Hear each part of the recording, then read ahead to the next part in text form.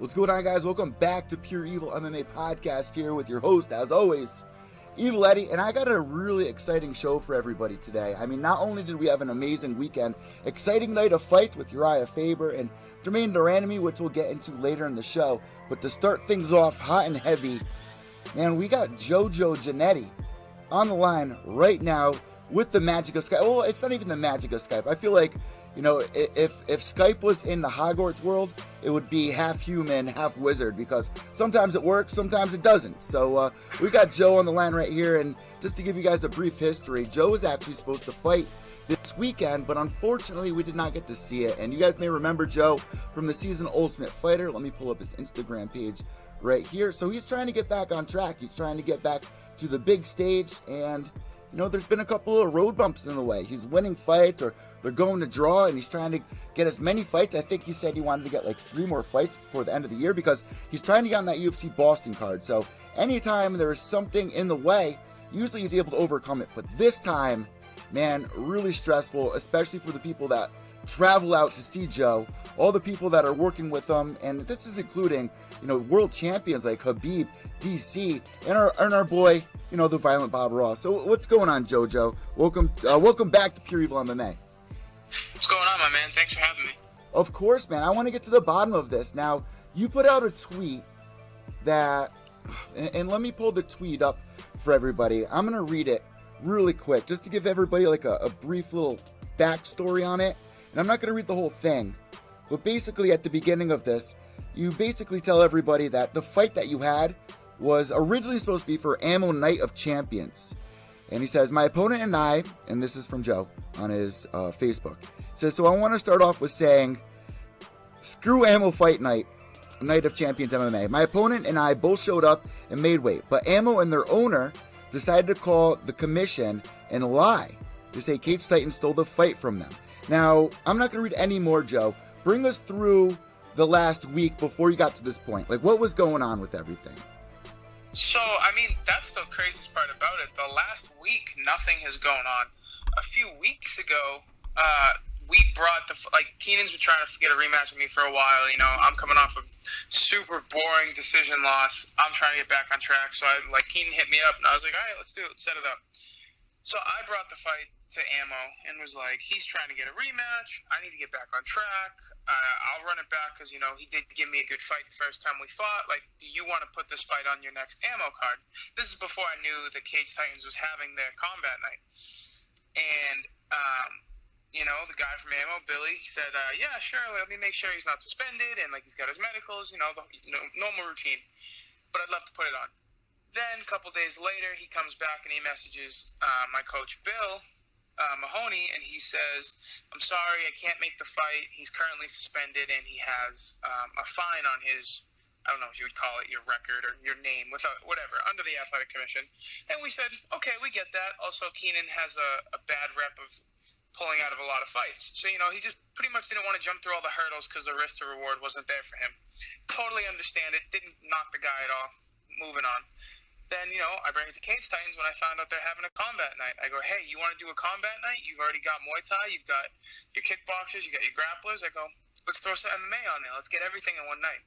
Paul Veer jumped on it, said he'd love to make the fight. He jumped through the hurdles for it. He went to the commission. He asked about Keenan's suspension, what he needed. Keenan cooperated, got his medicals done. They paid the fine. And, we showed up to weigh-ins, and I stepped on the scale and made weight. Keenan showed up. He stepped on the scale and made weight. And as he stepped on the scale, the commission told him, your fight's off. And Keenan was confused and frustrated, so he comes out of the weigh-in room flipping out, and I'm like, what the hell's going on? Commission pulls me aside, and they're like, I have to pull your fight for tomorrow night. And I'm like, why? What did Keenan do? You know, I'm from past experience, I'm like, he must have done something. So like, nope, Keenan didn't do a thing. We just got a phone call from the office that we got to pull your fight. Somebody called in and said that this fight was supposed to happen on another promotion, and Cage Titans stole it. And I was just like, what are you talking about? Like, this fight wasn't officially set for any other promotion. There was no bout agreements. The fight was never officially made. And the commission told me that Ammo called into the commissioner's office and said that Cage Titans stole the fight from their fight card. And somehow that ended up in my fight getting scrapped.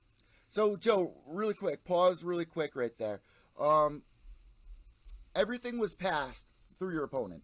Anything that happened before was figured out. They settled it all, so everything was good. Then you go to the weigh-ins. You guys both make weight, right? Correct? Yep. Now with the ammo thing, you're saying that you never signed a bout agreement. You never inked anything. Nope, neither of us did, because the fight was never officially made. It was only talked about and never confirmed, because before it could officially get confirmed, the promoter, Billy Vigil, said that he couldn't because he didn't want to jump through all the hurdles, which I didn't give him any flack for at the time.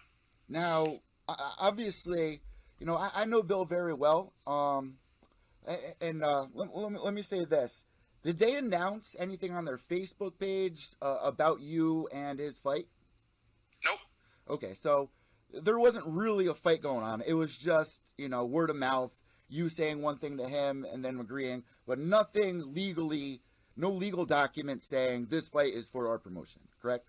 Nope, exactly correct. So when you got pulled aside after the weigh-ins, repeat that part one more time. What exactly did they say to you? Did they say Bill's name exactly, or did it say someone at Ammo? What exactly did they say?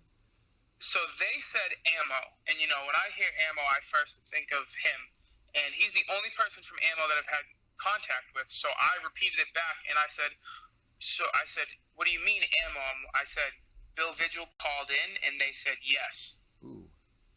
And I was like, I said, I don't understand. And then they told me what his, I guess you could, it's a lie. So yeah, you could say his lie or his story or whatever, what it was, saying that Cage Titans stole the fight, which is not true.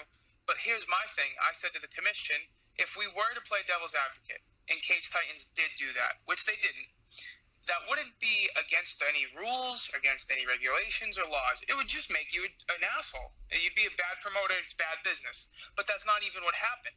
The fight was never made, and then Cage Titans made the fight. And then somehow one phone call got made, and I got pulled off a fight card.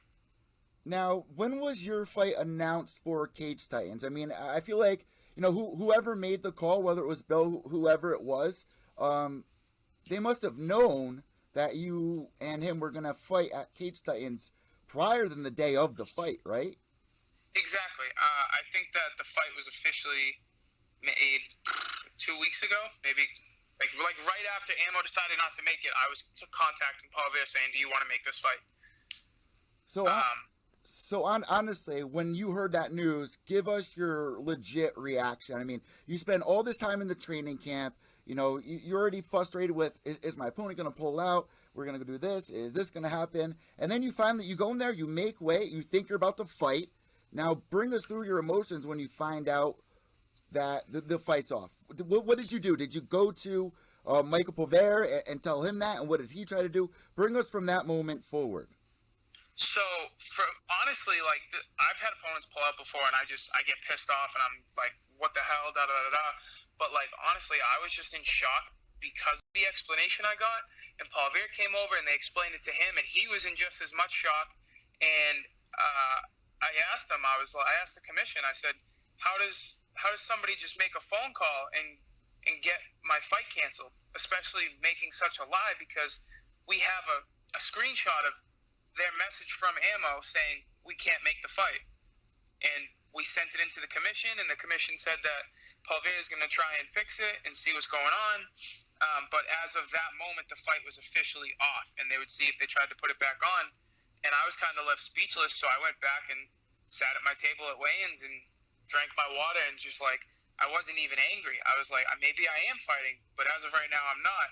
But because of the reason, I was just speechless. I honestly it didn't really click in my head. I sat at my table for 30 minutes just processing it. You thought it was, probably just a misunderstanding that it was going to get figured out, because I feel like, Michael would probably call someone over at Ammo, probably Bill or something, and try to discuss it, and then call, what commission made the decision to cancel it? What commission was this that you were on the phone with? So I wasn't on the phone. I was talking to two of the commissioners, whoever they were working the show. Oh, they were there. Two of the commissioners were there, but the fight got canceled because somebody back at the commissioner's office called in and told them. Okay. So the whoever it is, the person that made the decision to pull the fight wasn't even there. They made a phone call and said, hey, that Joe Giannetti Keenan Raymond fight, kill it. Now, I feel like, honestly, Joe, when this all happened, I thought Cage Titan was going to be able to figure this out. Were you kind of shocked? Too. Like, well, what did Michael try to do to fix the situation? He honestly, the second he found out, he was on his phone. He was getting the screenshots from me and my coach showing that Ammo never made the fight and said that. He was blowing up the commissioner's phone, whichever other commissioner he has contact with. He was on the phone the rest of the night. He was sending email. Like, I was right next to him, sending emails, text messages to anybody he could. Because like you said, Pulver always figures it out. He always. Yeah. I've had opponents pull out so many times, and he's gotten me some crazy Hail Mary. Like, I've gotten a fight, like my third pro fight, I got a replacement opponent 3 hours or 4 hours before the fight. It's crazy. He always pulls it off. So it was one of those things where I was like, all right, just like, keep your head in the game. Like, you're fighting tomorrow night. Like, you're fighting. Nothing this stupid's going to stop you. Yeah. And then by the time, weigh-ins was winding down, the commission had already left because they said they're going to go back to the office and try and figure it out. And so, like, weigh-ins is winding down, and I said, all right, Paul Veer, like, what are we doing? Like, what's going on? And he said, honestly, man, just keep your head in the game. We're going to have to wait and see until tomorrow. He's like, they're going to go back and try and figure it out. I'm going to be on the phone all night. I'll let you know tomorrow. So, like, it was one of those things where I went home after weigh-ins, and I was like, okay, well, I can't go home and sulk with pizza and beer because I might be fighting tomorrow night. Oh, yeah. But it's like, no, I'm going to go sit at home and do nothing. I can't go home and train because I might be fighting tomorrow night. But if I don't fight, then I miss training for a fight I want a couple weeks from now. So it's like I was just in this in-between. And then the next morning, you know me, I'm all over it. As soon as I wake up, I message Paul Veer. I go, what's the word? Like, we got a Hail Mary? What's going on? And he just messaged me back and said, it's not happening. And I was just like, it clicked. Like, I was like, wow, like, this is the first time we couldn't figure it out. And it wasn't my fault. It wasn't my opponent's fault. It wasn't Cage Titan's fault. Like, we all did our part. We did everything right by the book. And somebody made a phone call, and no matter what the intention was, I got screwed out of it. And, yeah, they picked the wrong person to screw over because it's just like, you can't take this away from me. Like, I'm busting my ass for this, and whatever your intention was, like, you hurt the wrong person. Now, did anybody contact Bill, or did anybody contact somebody over at Ammo and try to straighten it out? And if so, what did you hear? I don't know if Cage Titans did or if somebody from my team did. All I know is that I got the word that Ammo's the one that got my fight killed. It was whatever, Bill Vigil, he's the one that got my fight killed. And, like, honestly, at that point, I wanted to message him, and I wanted to be like, hey, man, like, what's this shit? But I didn't because I was just like, it's too late. Like, all bets are off. Like, it's not my fight might happen. My fight's off. It doesn't even matter what he says at this point. So I blew up on Facebook, and his reaction, honestly, like, it just seemed like a guilty reaction to me because it's one of those things where it's like, if somebody accused you of something that you didn't do and something that you're really, like, surprised by, like an action that you wouldn't even think of, you would message them and be like, hey, like, what's going on? Like, what do you think I did to you? Or, like, why are you mad at me? But, he hit me up with, like, I would never do that, believe what you want, whatever, man. That's the thing. I would find it so hard because I've had Bill. I know Bill. Yeah, everyone around here knows who Bill is, obviously. And you even mentioned it in your post, like, before anybody says, no way he wouldn't do something like that. That was my first reaction. Like, I couldn't picture Bill. Bill's been here in the studio, sitting right here on the couch. He's a great guy, which is why when I read that message, I was kind of in shock. I wanna ask you something. Did you actually hear them say Bill's name? Someone from the Athletic Commission that was there at Cage Titans said Bill's name was the reason. Yes, they said that Bill made Idol Vigil. I don't know what the hell he calls himself. They said he made the phone call to whatever commissioner works. One of them works at the office. That said commissioner passed the message and made the phone call down to the commissioners that were at weigh-ins and told them kill the fight. And they did, as Keenan was stepping on the scale, making weight, and it spiraled into coming down and telling me, like, hey, you guys all did your job, but you're not fighting tomorrow night. Here's the thing I get confused about. Like, if there were no actual documents or no bout agreements, how could the Athletic Commission go forward with canceling the fight hours before? Exactly, and that's what I'm trying to figure out. So yeah, what do you do from here on out? Like, what can happen here? Because I'm sure this isn't just over and done with. This has to be figured out. What's the plan of action here? Just awareness. Just like, even if the commission goes to bed a couple nights a week with a headache, going, wow, that Giannetti kid's really like busting my balls. Like, I'll be happy. Like taking accountability what you're doing. Like, it's no big deal to just pull a fight. Like, let's say I fight only 2 more times before the UFC comes around, and then Sean Shelby says, well, he's only won 2 in a row. Like, it'd be really nice if he was coming off a 3-fight win streak. Yeah. And then boom, I'm not fighting at the TD Garden, and I'm fighting for cheap money again, and until maybe a year later or 2 years later when they come back to Massachusetts. It's like, you could literally be screwing me out of another opportunity to take my job back. So for everyone out there that's not familiar, Joe was on that season Ultimate Fighter, made it all the way to the finales, had the quickest finish in Ultimate Fighter history when he beat Gunther. And, you know, he went to the finale. Unfortunately, he did not get signed. So ever since then, you guys have been tuning into Pure EVil MMA, have been following Joe's story.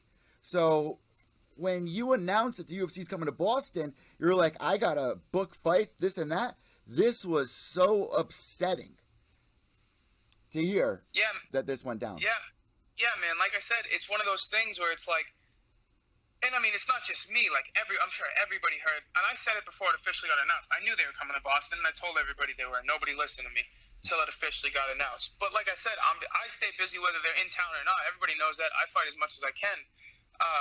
But as soon as like it officially got announced that they're coming to town, like, it became a mission. Like 3 to 4 fights within a couple weeks from each other. I do not care. I'm coming out to finish people and make a statement. Give me my job back and put me where I belong.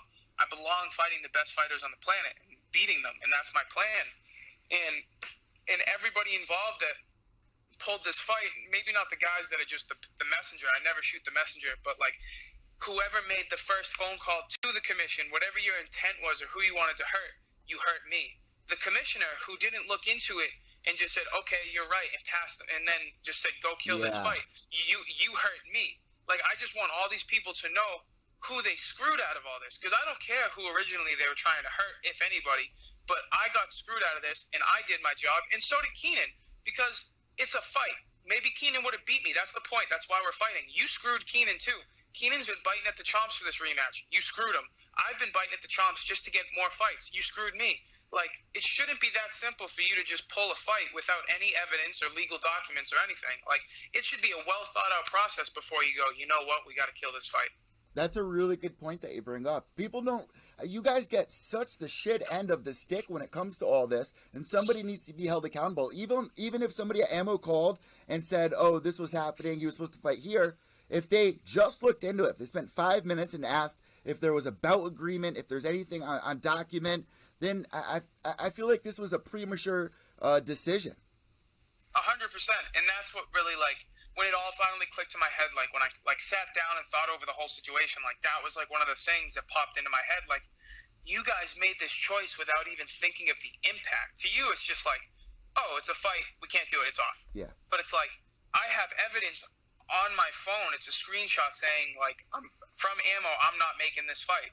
Boom. If you wanted to investigate, just investigate that screenshot, and you have no evidence on the other side of the argument, the fight needs to proceed. And even if you did have evidence to show the fight shouldn't happen, take 10 minutes and look at it and think about it and think of what your impact is to cancel a fight. Also, would you agree with me on this? Because I'm sure you were shocked just as much as I was when you relayed this message that even if the Athletic Commission did have word from Bill, it shouldn't be right of them to give his name out like that. You know what I mean? Like, I feel like they're really screwing up over there, and this needs to be figured out. This can't happen again to another fighter. This can't happen again to another promoter who may be falsely accused. Like, you know what I mean? Like, it's a mess, and it's very unprofessional from the Athletic Commission, in my opinion. 100%, and like I said, I don't know what commissioner did what, so I'm not going to throw the entire commission under the bus because, I mean, I'm always sucked out at weigh-ins, but, like, there's plenty of commissioners that I see, and, like, I see them at every fight, and we shake hands, and I'm like, hey, you're cool, blah-da-da-da-da, and, like, they've seen me get punched in the face, they've seen me win, like, so I'm civil with them, and I like them as people, but it's one of those things where it's just, like, it shouldn't be sloppy. It shouldn't be this sloppy, because my biggest problem is now every time, not just me, but any amateur or any pro goes into an MMA fight in Massachusetts, we have to train our asses off and make it through the fight camp. We have to make sure we don't get hurt. We have to worry that our opponent's not going to get hurt and pull out. Then we got to go cut the weight.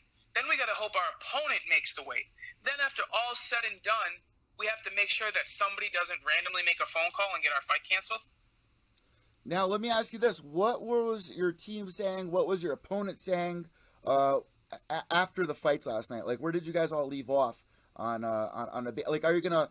I don't know what the right word is. Are you gonna appeal with the athletic commission? Like, what actions need to be taken? What were people saying? Like, did DC reach out to you? What were people saying to you? And what's going on now? I mean, everybody honestly just kind of said the same thing. Like they did you dirty. Like, no matter what the reason is, like, I got did dirty. Keenan got did dirty. Like I said, we both did our jobs and didn't get to show for it. We didn't get to compete as we do. We're competitors. And it's one of those things where it's like, I don't even know what I would do for an appeal if I wanted to. Yeah. There's nothing to appeal. And this is something that Mike Pulver said to the commission when they canceled the fight. He said, okay, so what are we going to do if you give me a phone call on Monday and say, hey, Pulver, you were right, the commission messed up. It's too late. Yeah. The event happened. Like, we can't. What are we going to do? Put gloves on that night and go fight somewhere? Like, you can't make a decision like that and then 4 days later apologize. Like, you already messed up. I got severely screwed out of a fight. Keenan got severely screwed out of a fight. And maybe we'll fight at Cage Titans in August. I'm sure he's down. Everybody knows I'm down. But it's one of those things where, well, now I have one less opportunity to show myself before the UFC comes back to Boston. Joe, man, this story is getting... I mean, I know it sucks, man. I know that you're sitting there, you're waking up every morning grinding, but this story, man, is so fucking interesting. Week after week, month after month, and I'm gonna be there. I'm telling you right now, I'm gonna fucking be there when you get that fight for the UFC, because it's gonna happen, man. This is a crazy story that you're living right now, and you may look at the downside of this, but man, it's interesting, man. It really, your story, the things that you've been overcoming, it's so interesting. And I really want to thank you so much for sharing this with everyone. It does suck because now you only have 2 fights left, which is my next question. Are you going to be fighting the same opponent in the next fight, or did you already have something planned? Like, what's the deal now with this next fight? As of right now, I'm looking to fight as many times as I can before the UFC comes back. I also know that Keenan last night said that he was down to fight me August 24th at Cage Titans. Pulver said he's down to make the fight for August 24th, so it's looking like we're going to run it back in August. But I talked to my team, I talked to other fighters, I talked to my friends, and I mean, you guys know, like my last few fights haven't been the normal me. They weren't exciting. I got a finish on Connor, but they weren't super exciting. And if I really want to get back in the UFC, especially on this Boston card, it's going to have to be 2 viral finishes, like devastating, dominant, and that's what I'm coming for. I'm looking for 2 finishes that wow the crowd and spread like wildfire on the internet. Now, how motivated are you right now? When's the last time you felt this motivated to just go in there and kick ass? Because you make a really good point right there. Now that fight didn't happen last night, now you really need to step up the game, which could be risky. But you know how the UFC is, man. So when's the last time you've been this motivated? It's funny you asked that. Like, that's something I'm very self-aware. I take a lot of time to sit down and look inside and my mistakes and things I'm doing well. And that's something that I didn't think I'd get out of this whole situation as a positive. But I think the last 2 times on hand I can think I was this motivated, not just to fight for the UFC, but just to fight. I would say my first amateur fight, when a lot of people at my own gym were like, can this kid really fight? And then when I fought for the amateur Cage Titans belt, when everybody was like, this kid's going to get smashed. And I walked into Memorial Hall that night, and somebody asked me what I thought about the fight. And I said, I'm going to win by a Darce choke. And they said, what the hell is that? And I was like, watch the fight and see. And in the 3rd round, I won the Cage Titans lightweight belt via Darce, and I lost it. And it was one of the most satisfying wins of my career. Man, I'm really looking forward to what happens. My last question to you, Joe, before we hang up this call, man, Uriah Faber, what did you think about that fucking finish? Wow. I I honestly, man, like Ricky Simone, he is a tough kid. I was just impressed. I mean, that's simply as I could put it. 40, 41 years old, however old he is, to come back and take off an up-and-comer and just take him out like that in 46 seconds, that's insane. Also, one of your teammates, Manny Bermudez, doesn't he have an upcoming fight soon as well in the UFC? He does. He's fighting. He's actually fighting the same night as DC. Oh, no way. Yep. Who's he fighting? It's a pretty big name, isn't it? Who's he fighting?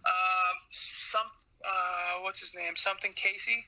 Kenny Casey? I'll look it up because I've been trying to get Manny. I've been trying to get Manny on the show. But before we let you go, I also got to ask you this. It wouldn't be right if I didn't. How was the event last night for Cage Titans? And, what were the results there? What stood out last night? Wow, man. What an event. I pulled Paul Vera to the side afterwards, and, I didn't think it was going to be a flop. It was definitely a risk. It was the first of its kind, especially locally. But, wow, he did more than pull it off. It was amazing. The grappling was great. Everybody had fun. And the place filled up for the Muay Thai fights, and all the fights were exciting. Everybody put it on the line. It was a great time. I wasn't even fighting that night, and I had so much fun. It's not like I spent the night sulking in the corner like, oh, that could have been me. I had a blast. It was a really good time. Sean Schubert, I wasn't fighting, so he was bumped up to the main event. He won with a devastating head kick knockout. I was so mad. I was pulling out my phone to get a Snapchat of the fight, and right before I hit record, he hit the head kick, and I was like, no way. Yeah, just her luck, right? Yeah, I was so close. I was looking through the lens, and he hit it, and then I almost dropped my phone. Was it weird sitting there knowing that you were supposed to be in there, you're supposed to be putting on, a lot of people were coming out to watch you fight? Was it a little weird? What was... Yeah, it was definitely weird, especially because, if I almost wish that, the fight sucked. I wish it was, a boring night where everybody was like, boo, this sucks, because then I could have been like, yeah, you would have had a good time if I fought. Yes, but, put Joe in, put Joe in. Yeah, exactly. But, it was such a good night, and, the fights were all so good. It was shit, now I just wish I was in there, just for me, because, this was awesome. I just wish I was a part of it. Yeah, it was one of those nights that it was something that people are never going to forget. And if you were a part of it, it would have just been that much better. It would have really stepped it up another notch. So exactly. And Paul Vera said the same thing. He was like, wow, he goes, I was hoping for good, but this came out even better than he even thought it would. Everybody loved it. Now, Joe, also I want to ask you, are you grappling with Fitch? Is that what I'm seeing on your Instagram? Yeah, man, it's not fun, but it's fun, but it's not fun. What was that like, man? Did you learn a lot there? Because I'm even looking at this I could see you taking it all in. You know what I mean? What was that like? It was amazing. And the best thing about Fitch is, one, he'll tell you straight up. It's not sugarcoating anything. And two, he's an open book. Anybody that's willing to learn and listen, he'll sit there for days and just tell you what you need and things that he knows throughout the game. And it's funny because he's not one of these guys, especially the legends in the game, that kind of sit there on his past. He doesn't sit there all day and talk about his fight with GSP and his fight in the UFC and all this crap. He's still focused on his career right now. Last time I was out there, he's cutting weight. Honestly, I think he got robbed against Rory. You can easily say I'm biased, but I thought he won. It wasn't a super exciting fight, but I thought he won. But then Bellator called him back to make weight just in case something did happen with Rory or Neiman Gracie. He could fill in. So, I went back to AK to get ready for my last fight, and he's out there cutting weight. He's like, yeah. He's like, I'm the real world champ. He's like, I'm going to go out there, and if somebody misses weight, I'm going to step up and shock the world. And I'm like, you're a legend in the game. You could sit for the rest of your life and talk about all the things you've already done, and he's still trying to be the best. Now, Joe, this is my last question. Backtrack 2 years ago till now, man. What's been the biggest change about you as a person? Not as a fighter, but as a person. How have you matured as a person in the last 2 years, experiencing all these amazing things? I think it's one of those things where the mountaintop, you never reach the mountaintop. I think that everybody thinks that once you reach your goal, it's we did it, but it's you're going to find another goal. My goal back then was to get into the UFC, and I did, but then I got cut. So now my goal's always been to be a UFC champ, but there's little goals you have to have on the way, and I'm going to add new ones throughout the way. So because of the things I've learned from losing fights and the way things gone down with getting cut with the UFC, now it's my goal is to get back to the UFC, but it's to get back and make sure that I'm winning in the UFC consistently. And it's one of those things where it's like I don't have to rush. It's just to make sure that I accomplish my goals, and once I do, like Fitch, I'm gonna have another one. Like, you're never gonna reach the top. You're always gonna have something to go for, and I know that now, and that's just like almost like a big relief. And that's another thing that I like that you brought up, man. We've been able to watch you evolve and bloom, and I mentioned it before, but the story of yours just keeps getting more interesting, and it's very inspiring, especially if you hear the stories that you shared on Ultimate Fighter of what it was like for you growing up, man. And I really want to thank you so much for opening up the curtain for us to see behind. And I really wish you best of luck. And honestly, I hope this all gets figured out. I hope this doesn't happen to another fighter down the line, where they're getting ready for a fight and then hours before some bullshit happens like this. So hopefully that's going to get figured out. Like I said, it's not just about me. Like I said, it's about all the other fighters too. Like, it's just, there's so many things you're already stressed about, especially if you're like a big name locally. Like all the things I said before, but you're also selling tickets, and if you got sponsors, you got to promote them, and you got to sell your T-shirts. When all that is said and done, once you like return your tickets and your money, and you make way, and you get that ice cold sip of water, and you can finally like just think about your fight, that's almost such a relief, because as stressful as a fight is, it's one thing.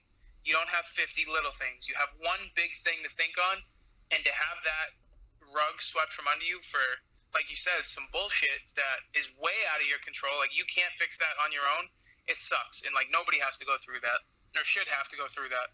Ending on a good note here, man. I saw your future brother-in-law get a win, Cupcake get a win here in Connecticut, man. Yeah, man, Cupcakes. I can't wait for his next fight. I'm gonna be down there. Me and my girl are gonna take a trip down to Twin River. We don't go down there too much, but I gotta come see Johnny. I haven't seen him fight live in too long. Last thing here, Fortnite. You still doing it? You still on Twitch for people to follow? And if so, shout out your Twitch. My Twitch is Giannetti MMA, just like everything else. My Instagram, my Twitter, my Facebook. I haven't been streaming so much lately.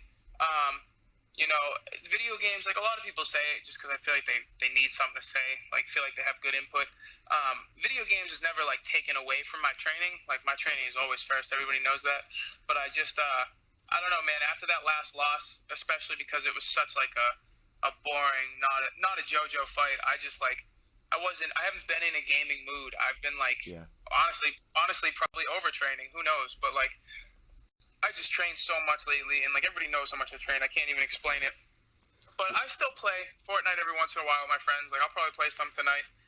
But yeah, I've just been working so much, and like my shifts at work, it's like I work an early morning shift, I train, and then I sleep, and then I train, and then I work an overnight shift, and then I do it over for the next 4 days until the weekend. So it's like I'm just focused on making money and training for my next fight. Did you at least get the party last night? Did you at least get to have a couple beers? I know you're at Five Guys a couple of minutes ago.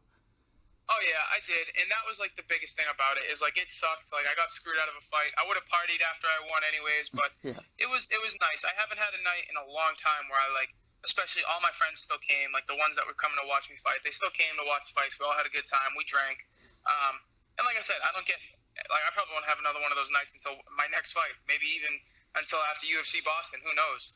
But yeah, it was nice. It was good. Joe, keep it up. Keep your head up. Comeback season's in the works. And I want to thank you so much for coming back on Pure EVil MMA. You know what we like to do at this point. I'm going to hand the imaginary microphone over to you. If you have any shout-outs, sponsors, social media tags, anything at all, the floor is now all yours. Thank you, my man. I always appreciate you having me. Facebook, Instagram, Twitter, Snapchat, Twitch, at Giannetti MMA. 2 N's and 2 T's. I'm super Italian. Everybody messes that up. As far as sponsors, just Receptor Naturals CBD. You guys are the best. Cruise Combat has been making my fight shorts ever since I've been fighting back locally. They're super, super high quality shorts, and they can do rush orders. They've been making my shorts for these last few fights, and they're awesome to communicate with. If they make a mistake, they're on top of fixing it. And, you know, On It always hooks me up with the supplements, making sure I get through camp to stay healthy. But yeah, that's it. Oh, Joe, are you going to come out to Area 51 with me? We'll get the boys together from South Shore. We'll storm...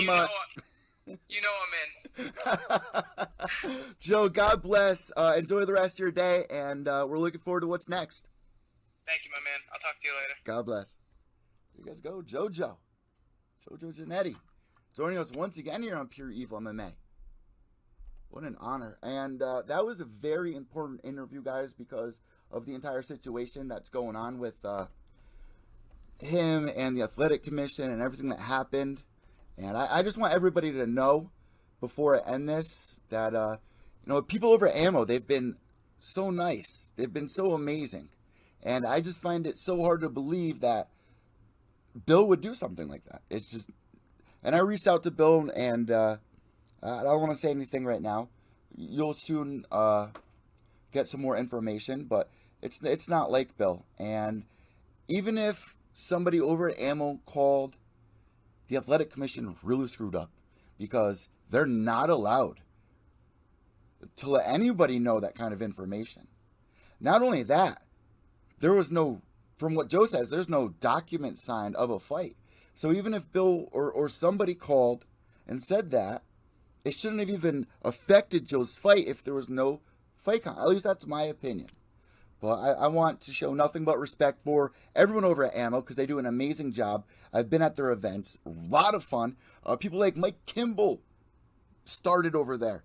I mean, Bill's been right here in studio, shared ghost stories, shared about him growing up in the music business. Very smart, very intelligent guy.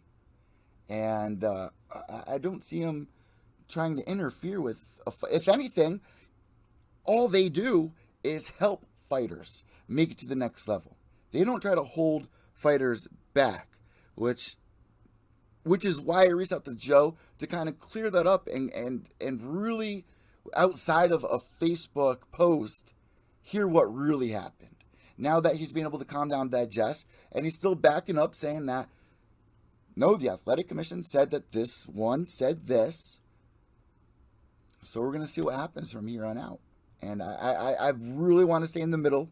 I don't want to lean towards Joe. I don't want to lean towards Bill, because really it's the Athletics Commission fault to figure that out. I feel like that was kind of very, very unprofessional. Even if they are close, say for instance, somebody at the Athletic Commission is best friends with Joe, he still should not be allowed to tell Joe who made the call. My family is in the medical field. They can't come home and say, oh, I saw your cousin in the hospital, but don't tell anybody. They can't go and say, oh, I saw your ex-girlfriend in the psych ward or psych. That's illegal. That's very illegal. So I'm sure this isn't the end of it. I'm sure, and you know what? Not only am I sure, this has to be figured out for fighters in the future to not have to worry about. For promoters in the future not to get slandered for something they may have nothing to do with. There's a lot of stuff that shouldn't have been said if it was said. And I hope that you guys can come up with your own conclusion. And I want to know what you guys think about this. If the Athletic Commission really screwed up here, because in my opinion, from what Joe says, and I have no reason to say, I have no reason to doubt Joe. I have no reason to doubt Bill from what they tell me. So we're going to see what happens from here on out. But UFC Sacramento went down last night, guys. Uriah Faber with a 48-second finish. I mean, let's not forget the last time that he made the walkout. UFC did an amazing job with the promo, building up the entire career of the California kid up until that moment. He leaves for 2 years, 2.5 years, I believe. And man, just seeing him backstage, just fired up, was something else. That was so special, man. I had the chills last night. I did it live on Periscope, and you guys could see my reaction. Here, let me go to my my Instagram page. The look on my, actually, I think I deleted the actual photo, but the look on my face when I saw Faber knock down Simone, it was like I saw a ghost, man. These are the moments in this sport that keep you at the edge of your seat. And I say this all the time. This is what life's all about. This is why we love this sport. You never know what's going to happen. It's these moments that are so special, that you follow a fighter's career this whole time. They've had all these moments. They've had their highs, their lows. last night, man, that was special. And anyone that's been following mixed martial arts and the UFC and Uriah Faber's career, not only that, happened in Sacramento, Fabers' home. That's what made it even more amazing. Now people could go, oh, well, Herb, or I don't think Herb was the referee in that fight. I think it was, I can't even remember who it was. But say that could have been an early call. I don't know about that. I see what you're saying. But here's the other thing. The Jermaine Durandamy fight. Definitely an early call. Now, I want to also say this. I've interviewed Jermaine before her fight with Holly Holm. Wonderful woman. Very nice. Very, very innocent, I'd say. Like, very pure. Not a mean-spirited person. Fun fact, her and Jarina Bars, which is originally the only person to ever beat Chris Cyborg, well, in a Muay Thai fight for Lion Fight. She used to work with Jermaine Durandamy as bodyguards, as bouncers. How crazy. Imagine those two next to each other. You're not going to screw up at the bar. You're not going to talk out of turn at the bar when Jarina Bars is there and Jermaine Durandamy. Now, I know how you guys feel about G.D.R. and the journey that she's been on and the Holly Holm situation. Not calling out Chris Cyborg at the end and saying that she's giving up the title doesn't look good. Even last night, not calling somebody out, it's just not her character. But at least she got the finish. So she doesn't really, and Eddie Mercado said that on the 6th round show. He's like, you don't got to call somebody out if you're finishing people. People are going to start calling you out. The question is, she had a fight with Amanda Nunes 6 years ago. Do they run it back at this point? I don't know. I really don't know because Jermaine, she only fights like once a year. So, I don't know. Maybe if they do set it up, Jermaine is going to be the heel of this. They're going to want to watch Amanda knock out Jermaine. Maybe they will. Maybe they can bump something up. Shit. Amanda Nunes should be smart here. She already beat the girl. Say something. Call Jermaine out. Say, oh, you want to rough around these girls? You want to play unfair? Why don't you sit back in the cage with me? She got to say something along those terms to make that fight happen.